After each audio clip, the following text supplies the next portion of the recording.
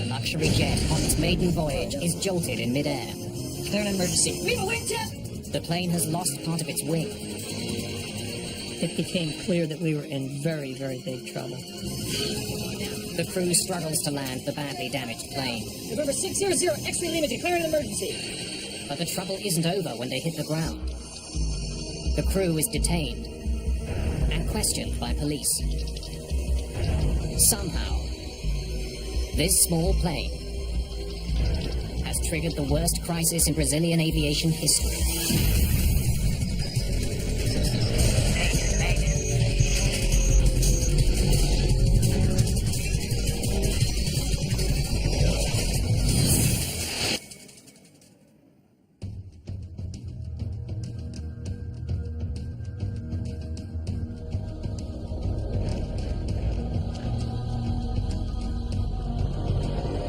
September the 29th, 2006, in São José dos Campos, Brazil.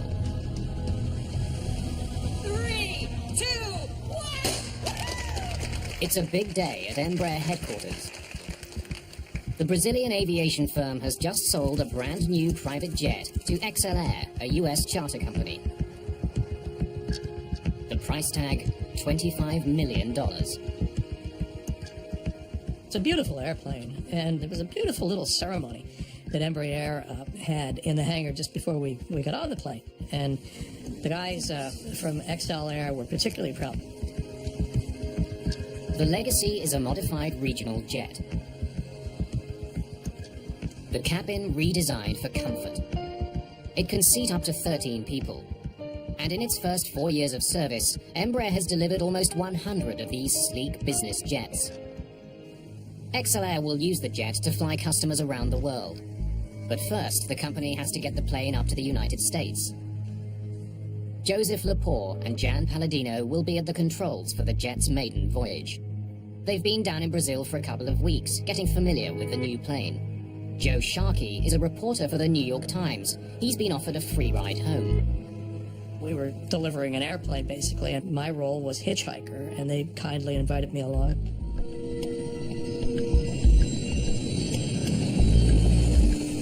The Legacy jet is heading to Manaus in northern Brazil, a stopover on its way to New York.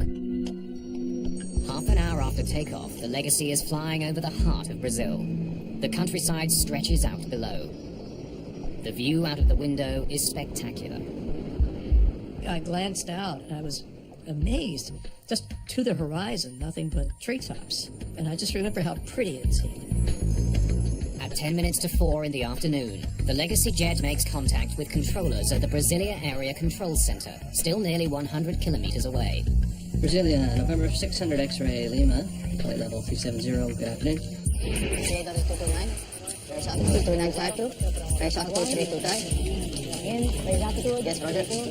75% of the country's air traffic is handled by the controllers in this room. The traffic volume is larger than in any other control center in the country. One of the many planes they'll be dealing with today is the Legacy jet. Every flight that's handled by Brasilia ACC appears on computer screens as a small circle moving in the direction of the plane. The computer also displays the plane's actual and planned altitudes. November 600 X-ray Lima. Roger. Palladino sends out a signal. Controllers use it to confirm that the data on their screen is coming from the plane they think it is.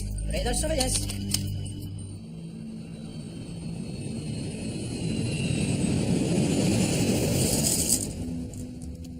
An hour later, the flight has settled into a familiar routine. Mood sort of settled down, everybody was working, and it was just a very, very calm and peaceful time. I was transcribing notes from one of the interviews from the Embraer tour. Brasilia, November 600 X-ray Lima. But in the cockpit, Palladino is having trouble getting back in touch with air traffic controllers in Brasilia. Brasilia, November 600 X-ray Lima.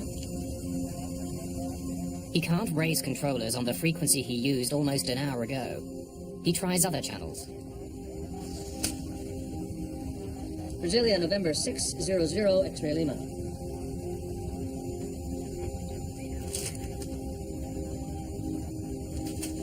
Brasilia, November 600, X-ray, Lima. November 600 X-ray Lima. After 12 attempts, Palladino finally gets in touch with Brasilia ACC, this time with a different controller who provides radio frequencies for future contacts.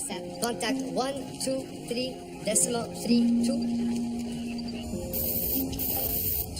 6 decimal 5. I'm sorry, I didn't do the last two. Sorry, say frequency one more time for November 600, X-ray, Lima. The Legacy loses radio contact again. Brasilia, November 600, X-ray, Lima.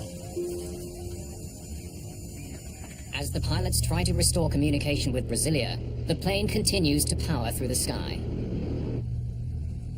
It's just minutes before 5 o'clock.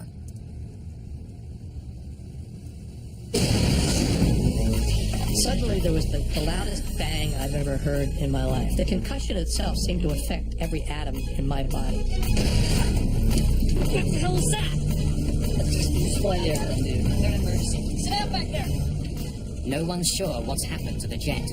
But when Joe Sharkey looks out of the window, he's stunned by what he sees. The end of the wing was chopped off and it was serrated. It looked like it had been chewed off. It became clear that we were in very, very big trouble. XLR Vice President Ralph McHaley rushes to the window for a look at the damage. And I said to Ralph, "How bad is it?" And he looked at me and he said, "It's bad." With more experience flying this type of plane, co-pilot Palladino takes over control of the looping jet. Just let me fly the thing, dude. All right? We're descending, I'll let it down. Okay, yours. The crew still can't make contact with controllers. November 600 X-ray Lima, declare an emergency. Do we have a wingtip? No. The entire tip of the Legacy's wing is breaking up. That affects airflow and is making the plane hard to control. Yeah, you doing okay? As the plane begins to descend, passengers in the back are worried that the damaged wing is getting worse. Our main concern was that wing, but had taken such a hit that the structural integrity of the wing was obviously in question. The leading edge was separating. With so much damage to the wing, the pilots can't turn sharply. Too much stress could rip the wing right off. We were in a position where we realized we were going to die. I thought of my wife, and I thought, well, okay, one thing I can do is I can write a note to my wife, which I did. I took out my reporter's notebook, and I wrote, a short note saying that I loved her, and just saying what I could. The Amazon is a bad place to have to land a plane. It's a dense jungle for as far as the eye can see. There's nothing down there but trees. And I thought, where are they going to put this airplane down? Just hours into its maiden voyage, the badly damaged jet is going down. Palladino and Lepore's flying will soon be analyzed and debated throughout Brazil. The verdict against them will be harsh. Please answer, November 600 X-ray Lima.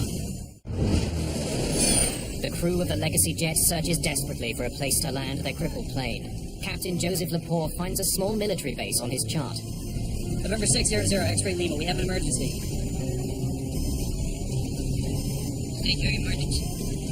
November 600, X-ray, Lima. Declare an emergency. We need to land at Sierra Bravo Charlie Charlie. Is that your airport? Affirmative. Finding an airport was a stroke of luck, but the crew's troubles are far from over. Now they have to get the damaged jet safely on the ground. Palladino and Lepore can't configure their plane for a routine landing. Hold it, let's dump the flaps at the top of the flare, right? So give me 9 on the flare. 9. Extending flaps increases the size of the wing. Since a bigger wing can generate more lift, pilots can slow down to land. Good? Yeah, I'm good. With all the damage they've sustained, the crew doesn't want to put too much pressure on their wing. They won't be able to extend their flaps until the last moment. They'll have to land faster than usual. Everyone sit down back there. I see these trees now, at ground level. Just sort of, they look almost like a movie with one of those moving backgrounds. And I'm thinking, I hope this runway doesn't run out. Yeah. Palladino hits the brakes hard. Good. Good. You got it. Hold it. Then finally the plane begins to slow.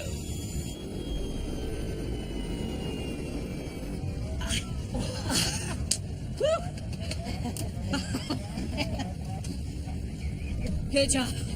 Oh, man. And then finally we just did come to a halt. There's that beautiful silence that occurs when the engines are shut down and everything was just quiet again.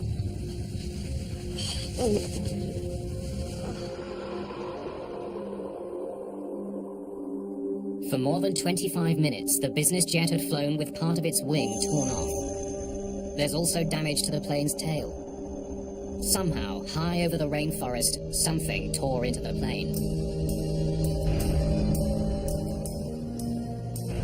The bizarre day takes another strange twist. Because they've landed at a military base, soldiers confiscate the passports of everyone on board. And that's the point at which I realized that we were in custody. I don't think the others on the airplane had the immediate sense that this was a custodial situation. Along with the two pilots, the jet's passengers are taken to the nearby airbase.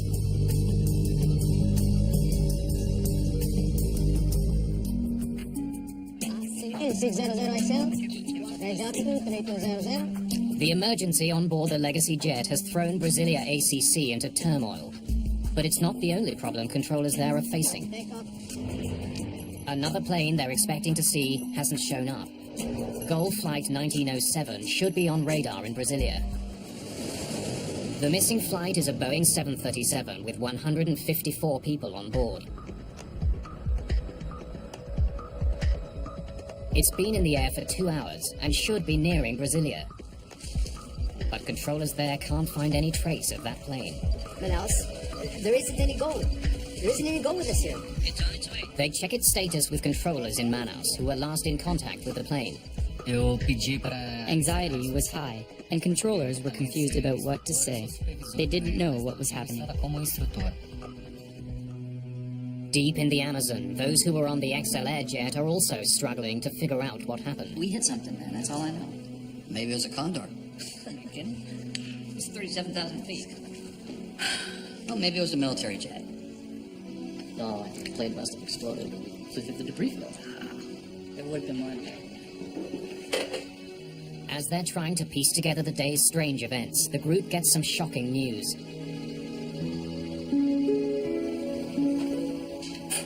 A Goal flight has crashed.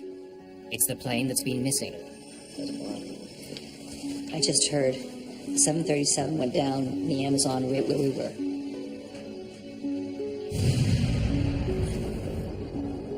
It was like a thunderclap. The world changed immediately. And Joe and Jan were just stricken. I don't think I've ever seen two more anguished men in my life. The Goal flight crashed right where the Legacy lost a piece of its wing. It can't be a coincidence.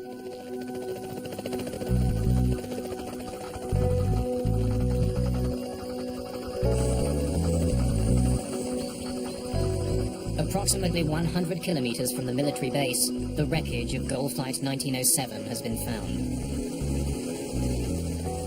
The greatest difficulty involved the fact that the plane fell straight down. When it hit the ground, the trees covered it up, making it hard to get to.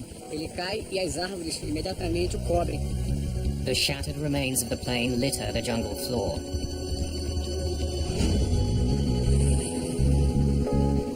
The news hits controllers in Brasilia extremely hard. They had just realized that the worst thing that could happen in their control happened. People were crying. A lot of people had to be dragged out of the room. Things were not under control in the room. Over the next several days, troops pour over the scene of the Goal crash. The dense jungle slows their progress. A makeshift helicopter landing pad is carved out of the jungle. It's becoming increasingly clear that no one has survived. 154 people are killed. At the time, it's the worst crash in the history of Brazilian aviation. What had happened in the skies above the Amazon? Investigators face a mammoth job.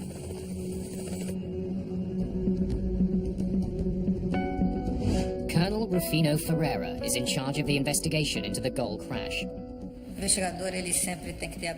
investigator always has to keep an open mind. You can't start with any preconceived ideas. When we arrived at the location of the accident, the only thing we knew for sure was that we had found the plane that was missing. The wreckage of the Goal jet is spread over more than 2 kilometers. The widespread debris tells investigators that the plane ripped apart before crashing to the ground.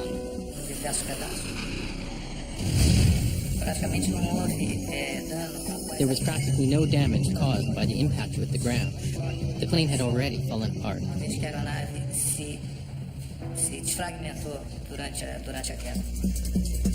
On October the 2nd, just 3 days after the crash, the plane's flight data recorder is found. Most of the cockpit voice recorder is also recovered, except for one critical part. In this accident, the impact was so strong that the module separated from the recorder. Modern voice recorders don't use tape. Conversations are recorded digitally onto a memory module. But that part of the Gold CVR has broken free. Without it, the rest of the cockpit voice recorder is useless. While the search for the module continues, Ferreira looks at the information from the 737's flight data recorder. He learns that the plane was flying at 37,000 feet. It was on course and flying level at its assigned altitude. Then, without warning, the plane pitched over and plummeted toward the ground. Whatever happened, it was sudden and catastrophic. The data recorder tells Ferreira that the plane spun 11 times before it hit the ground. Klaus, I can't see gold. There isn't any gold with us here. It's on its way. So it's already in my area. For over half an hour. Police investigators want to know what air traffic controllers can tell them about Gold Flight 1907's final minutes. There was no Mayday. In fact, we never had contact with the Gold jet. Controllers say there was no warning that the jet was in trouble. It simply vanished. Colonel Ferreira studies air traffic control data from the day of the accident. There is no sign of the Gold flight. But the readings from the smaller Legacy jet capture his attention. It seems to be flying erratically. Instead of keeping to a single altitude, the radar shows it flying up and down dangerously.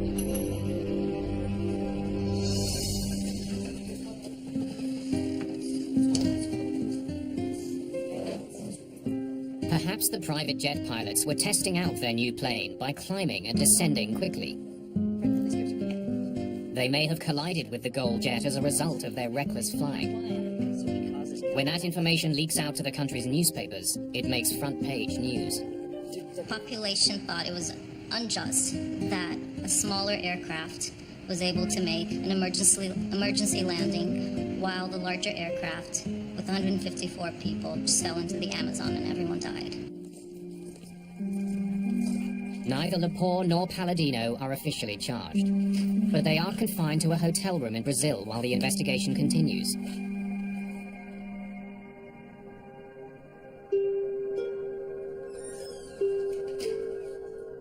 Ferreira interviews the two pilots about what they did and what they saw. Look, we were proceeding northwest on course to Manaus at 37,000 feet. Okay, we were attempting to contact Brazilian control. Were you changing altitude? No. I was on the plane. Had the plane been flying erratically or doing loop-de-loops or whatever it was, I think I would have had a pretty good story for the New York Times. Did you say you were flying at 37,000 feet? Yes, that's right. Flight level 370. We never moved from that.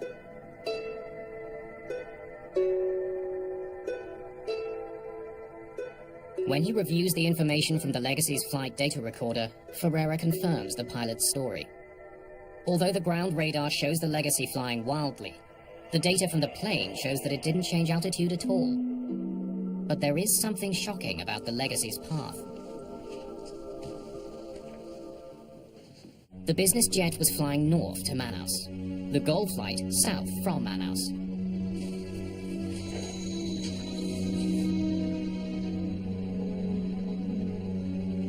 Ferreira can see that both planes were flying at the same altitude, 37,000 feet. He makes a horrifying discovery. For some reason, the two planes were on a collision course. Air traffic is typically routed along specific corridors through the sky, essentially highways in the air. But planes traveling in opposite directions are supposed to be separated by at least 1,000 feet. The airway system, for instance, between Brasilia and Manaus is very simple. It makes airplanes fly northbound, maintaining even levels and airplanes flying southbound maintaining odd levels. But somehow, the Legacy jet and the Gold 737 were traveling down the same aerial highway in opposite directions. For long minutes, they were heading straight for each other. It seems more and more likely that the two planes collided.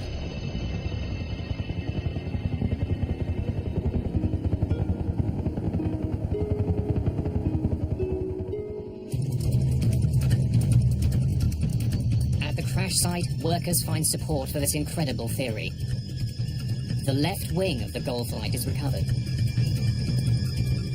Investigators discover that about halfway along the wing, it's sliced clean through. None of the other wreckage is sliced this way. The precise nature of the cut tells Ferreira that this is not damage that was caused by impact with the ground. The damage on the left wing clearly shows that it was caused by a collision with another plane.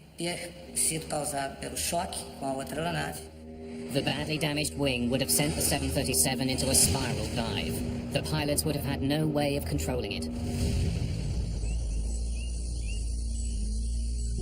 The sudden spiral motion would have pulled the plane apart.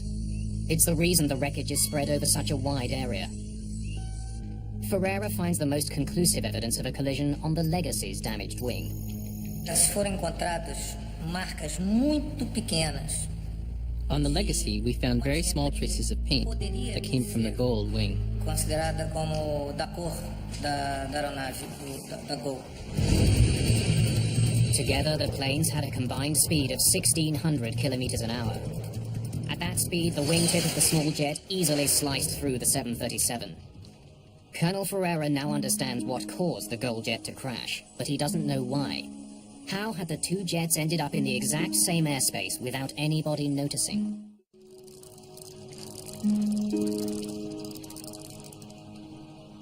Investigators in Brazil now realize that they are dealing with something very unusual.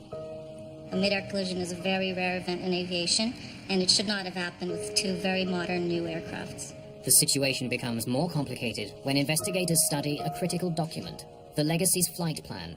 Flight plans are filed by using a standard form which is the same all over the world. The form will contain the flight number as well as requested flight level or altitude. According to this document, when it collided with the Gold flight, the executive jet wasn't expected to be at 37,000 feet. The Legacy's flight plan called for the jet to fly at 37,000 feet only until it reached Brasilia, then descend to 36,000.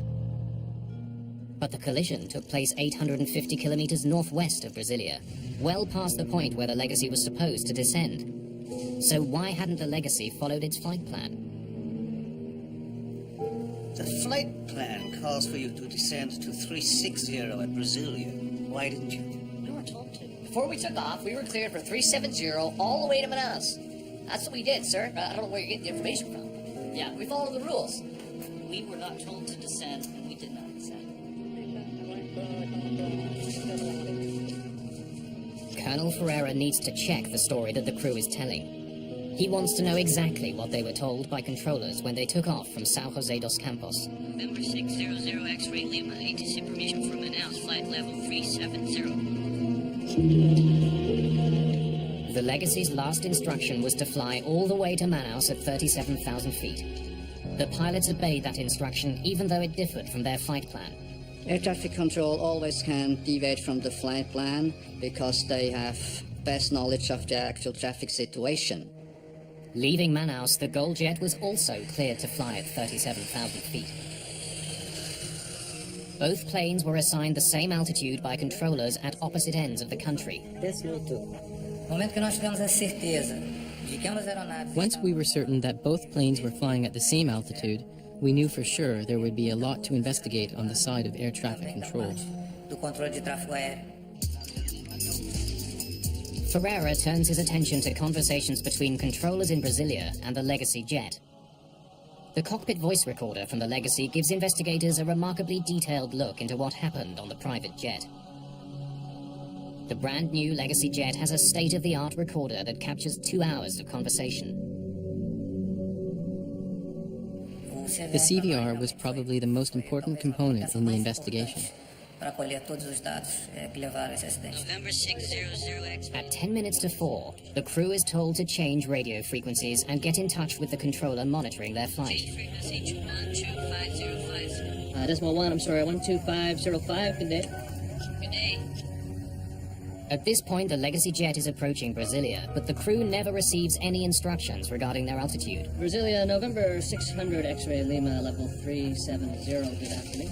November 600 X-ray Lima. When the Legacy overflew Brasilia at flight level 370, according to the flight plan, it should have been descending to 360, but air traffic controllers simply forgot to give the order to the Legacy to descend to 360.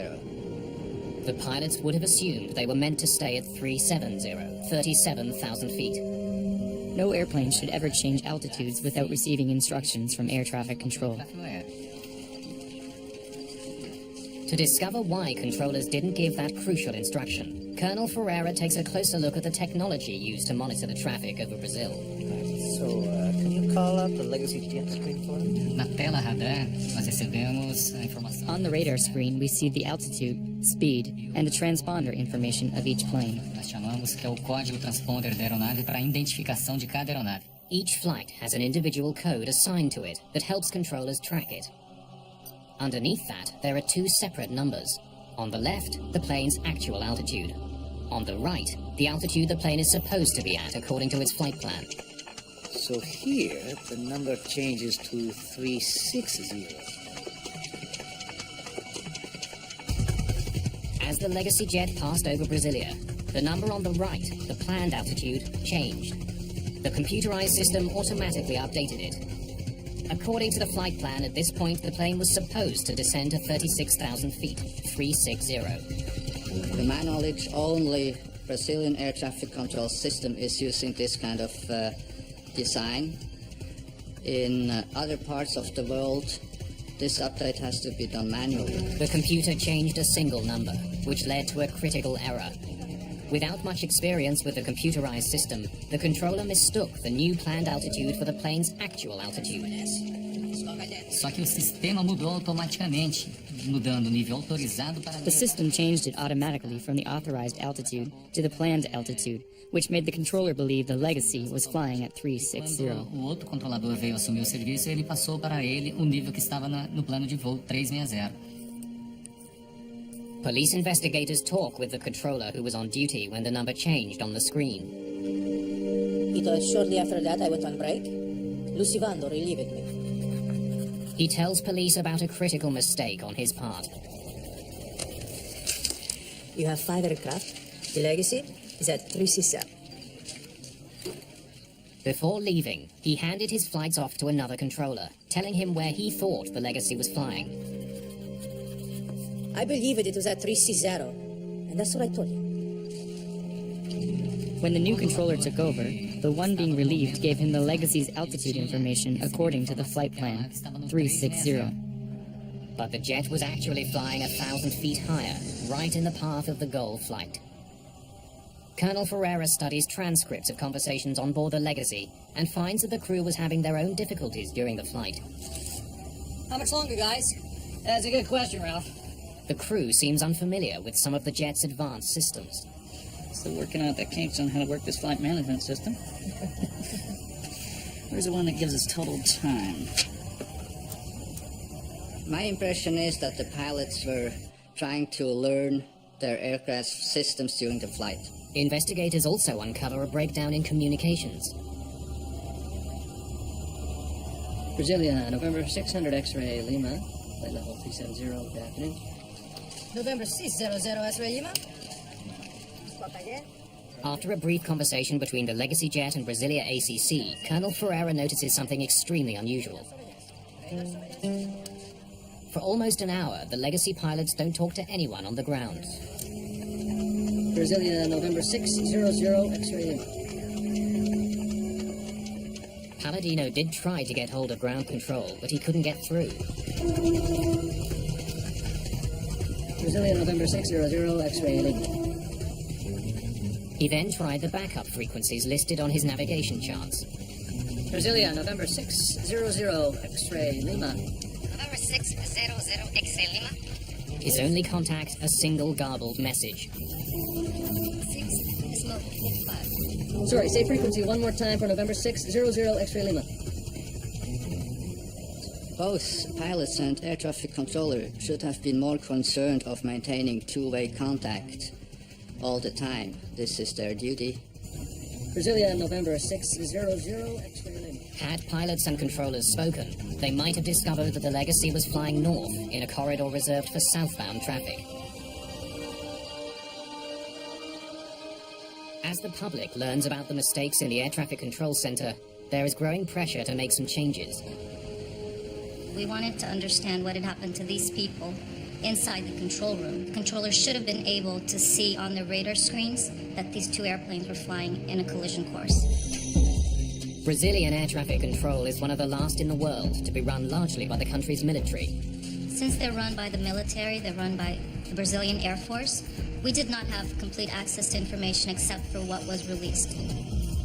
As fingers are pointed at controllers, many of them come forward with stories of overwork and poor training. They complained that they weren't well trained in English language, which is the international aviation language. Also, they had complaints about their equipment. In fact, the controller who incorrectly reported the Legacy's altitude had been on the job for only a year. A valuable piece of the puzzle is still missing. Investigators still don't know what happened during the final minutes of the GOL flight. Soldiers have been scouring the Amazon jungle with metal detectors looking for the plane's missing memory module.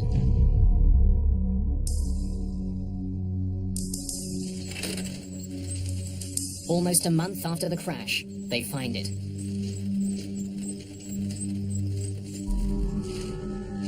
Colonel Ferreira hopes to hear some reason why the GOL crew wasn't able to avoid colliding with an oncoming jet.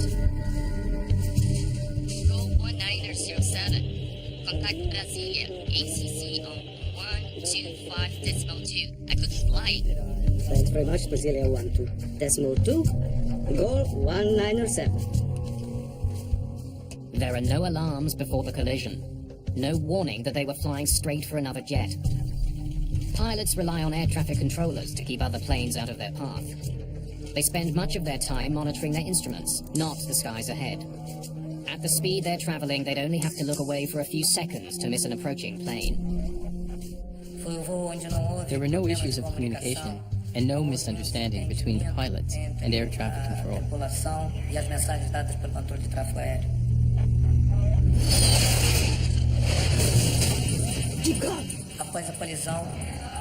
They had no idea what had just happened to their plane and fought until the end to regain control.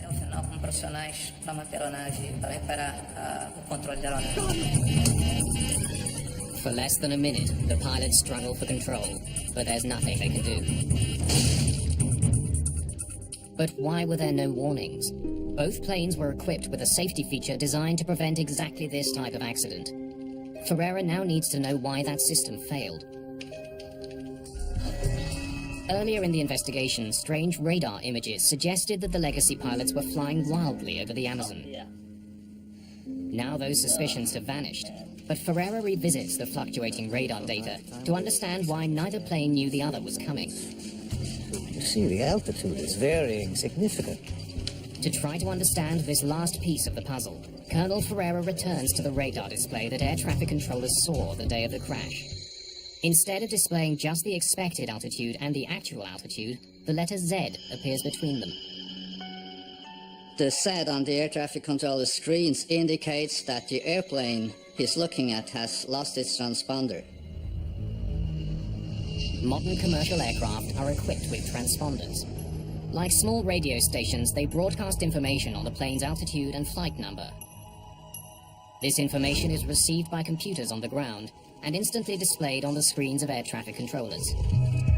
In Brasilia, if the transponder fails, so-called primary radar takes over automatically. Signals are sent out from the ground that hit the target and return. Those readings are wildly inaccurate. The inaccuracy of the radar tracking the Legacy jet explains why its altitude appeared to be rising and falling. Investigators discover that the transponder wasn't sending out signals for more than 50 minutes before the crash. But controllers didn't notify the pilots. That may be because they didn't notice the subtle change. There's an even more critical role played by the transponder. It doesn't just beam information to controllers on the ground, but to other planes as well. All commercial aircraft are equipped with a warning system called TCAS, the Traffic Collision Avoidance System. TCAS picks up a signal from an oncoming plane's transponder and issues a warning if it's too close. If either plane's transponder is off, the system won't work. What the hell is that? Ferreira discovers that the Legacy's transponder was working early in the flight and after the collision. But for more than 50 critical minutes, it was silent.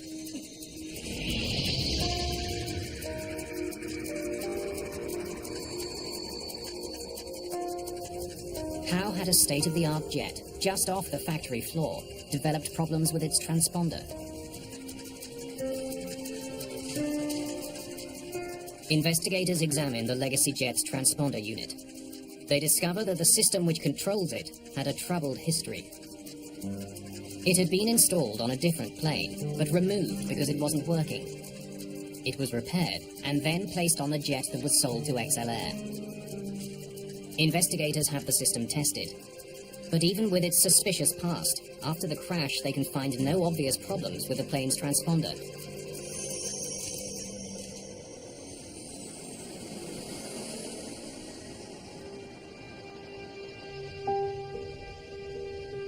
Now this is the layout now on the standard one in the Legacy jet. Colonel Ferreira does notice something potentially dangerous about the design of the Legacy's cockpit. If a pilot uses the built-in footrest during flight, his toes can come in contact with the buttons on the transponder. Here. Show me what it looks like in standby mode. And when the transponder does go into standby, it would be difficult for a pilot to notice. There's no alarm? A small yellow warning light is the only indication that the transponder isn't on. It was not easy for the pilots to detect that because it's not hooked up with the central warning and alert system. But the pilots of the Legacy jet do not remember using the plane's footrest. Still working out the kinks on how to work this flight management system. Time. Investigators suspect that one of the pilots may have turned the transponder off by mistake. The most probable scenario is that, by accident, one of the pilots temporarily turned off the equipment as he tried to familiarize himself with the technology on board. However, the transponder went off. At a critical moment, the crew had no last-ditch safety system to warn them that they were flying right at a 737. Even though the TCAS system on the Goal plane was working, there was no signal from the approaching jet for it to receive. Closing in on each other at 1,600 kilometers an hour, the pilots never saw each other coming. Brazil's air traffic control system would undergo some radical changes as a result of the collision. But those changes would not come without a fight. The investigation into the crash of Goal Flight 1907 has uncovered dangerous problems with Brazil's air traffic control system. Brasilia, November 600 X-ray, Lima, level 370, good afternoon. Two planes were assigned to fly at the same altitude in the same airspace. Overworked and inexperienced controllers in Brasilia neglected to instruct the Legacy jet to descend to 36,000 feet. You have 5 aircraft. The Legacy is at 367. Then they mistook the Legacy's planned altitude for its actual altitude. To make matters worse, the Legacy pilots, unfamiliar with Brazilian airspace, were unable to make contact with controllers on the ground.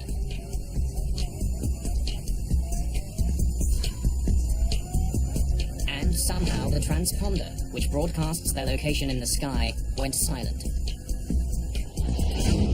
which controllers in Brasilia failed to notice.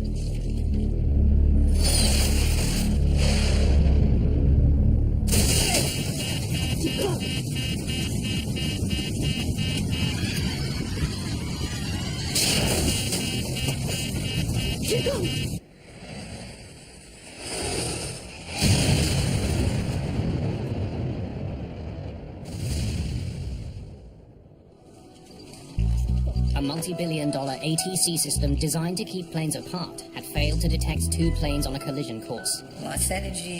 erros e falhas humanas ocorreram e onde as defesas. One by one, a series of human errors occurred, and all of the defense systems that exist to avoid these errors were defeated. Esses erros foram sendo uma a uma vencidas.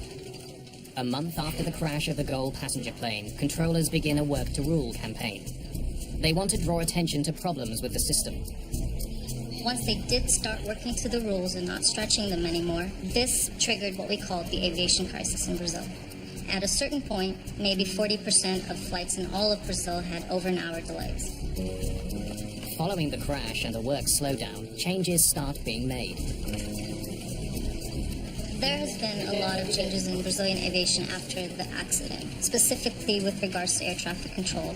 The Air Force had to admit that they had a shortage of controllers, and also there's a higher degree of accountability. In the United States, the Federal Aviation Administration issues 2 recommendations as a result of the tragedy.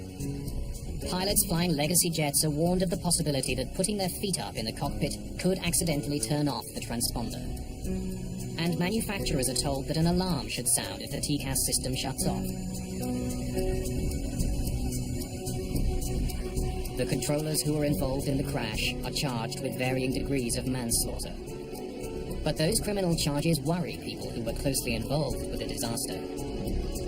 Trabalhar uma investigação com fins de prevenção, quando existe uma... An investigation like ours, which focuses on prevention, suffers huge setbacks when there is pressure to lay charges. muito grande por ter sido o maior acidente. By blaming people, we might be creating a culture where people will not come forth and be honest about failures and mistakes. And when we try to hide that, things get swept under the carpet, and soon enough they'll come out again. Nenhum controlador sai de casa. No controller leaves his home in the morning thinking he's going to crash a plane. And so the criminalization only interferes with investigations that can prevent further accidents. Evitar novos acidentes. More than 2 months after the crash, the crew of the legacy jet is finally allowed to return to the United States. Joe and Jan barely got out of the country.